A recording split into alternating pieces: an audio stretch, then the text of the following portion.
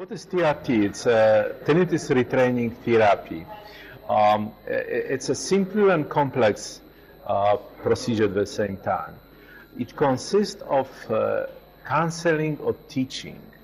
I'm teaching people a lot about tinnitus and how function the brain might cause that something which is innocent, benign, might become a big problem.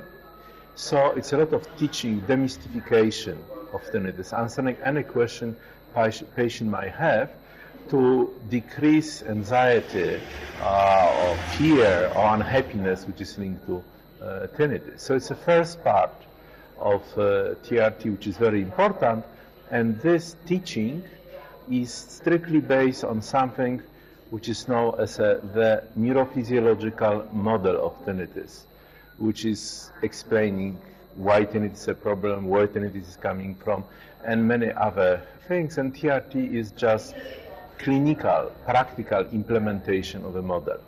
So the first part is teaching. Second part is using sound. It's so-called sound therapy. And depending on the situation, because each patient is different, I have like 5 general categories of a patient, but each really patient is different. So depending on the situation, we are using sound enrichment, using tabletop machine or any kind of a device which can produce sound.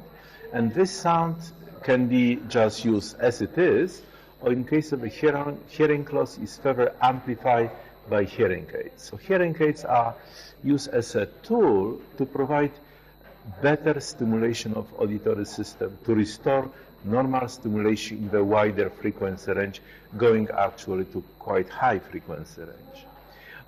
In some patients, and it be maybe 40% of a patient, so-called sound generators are recommended.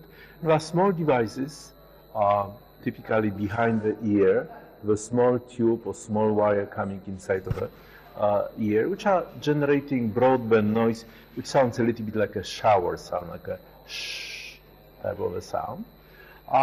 And patients are using on the low level the sound, so it's not disturbing them, and they are actually not hearing the sound after a few days of use with sound generators.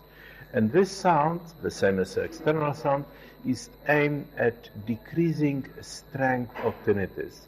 Think about this like a small candle, like a birthday candle, which you are looking at in totally dark room, and then candle appears to be very bright, versus if you let a daylight in, and exactly the same candle appears to be weaker. This is how brain works. So if tinnitus has no competition, it appears to be louder. If you provide extra sound, tinnitus is weaker. So the role of sound therapy is to make tinnitus weaker consistently for a prolonged period of time.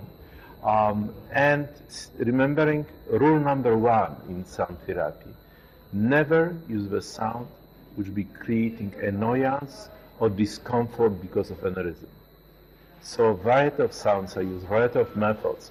In addition to sound generators, in some patients, very good to use so-called combination instrument which has in one shell, in one piece, both hearing aid and sound generator. Both are very effective.